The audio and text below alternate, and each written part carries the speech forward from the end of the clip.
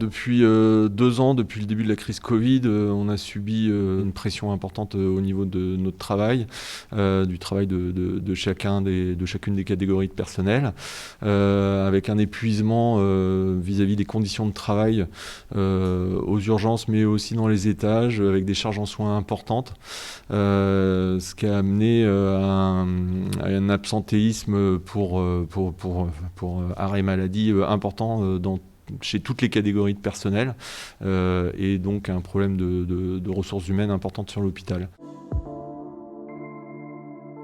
Le cœur du problème, c'est le manque d'effectifs dans toutes les catégories de personnel. Il n'y a pas assez de médecins, il n'y a pas assez d'infirmiers, il n'y a pas assez d'aides-soignants, il n'y a pas assez d'assistantes sociales. Toutes les catégories, encore une fois, sont touchées par cette problématique. Et les gens sont en souffrance, nos collaborateurs sont en souffrance au travail partout dans l'établissement. En conséquence de ça, il y a 15% de lits qui sont fermés sur l'hôpital, répartis dans tous les services, et donc on a des difficultés d'aval pour les patients qui doivent être hospitalisés au service des urgences. Ça s'impacte sur le temps de présence des patients aux urgences, avec des temps de présence qui est hors norme, je parle de 2 jours, 3 jours aux urgences avant de pouvoir trouver un lit d'hospitalisation dans une chambre. Actuellement, le niveau de tension de l'hôpital est hors norme par rapport à ce qu'on connaît, et on demande à la population de limiter au maximum ce recours aux soins. Donc vraiment, un gros message pour nous en ce moment, c'est de passer par le 15 ou le 116 110, enfin d'abord de passer par son médecin traitant, puis le médecin de garde, puis le 15 ou le 116 117.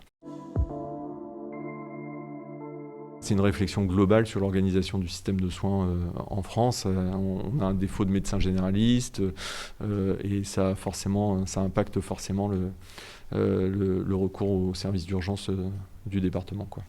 J'attends qu'il y ait un maillage plus fort de l'organisation de la médecine en France, un maillage plus contraint. Je constate qu'il y a des zones où il y a un effectif qui est au moins suffisant et peut-être trop important, et puis il y a des zones qui sont complètement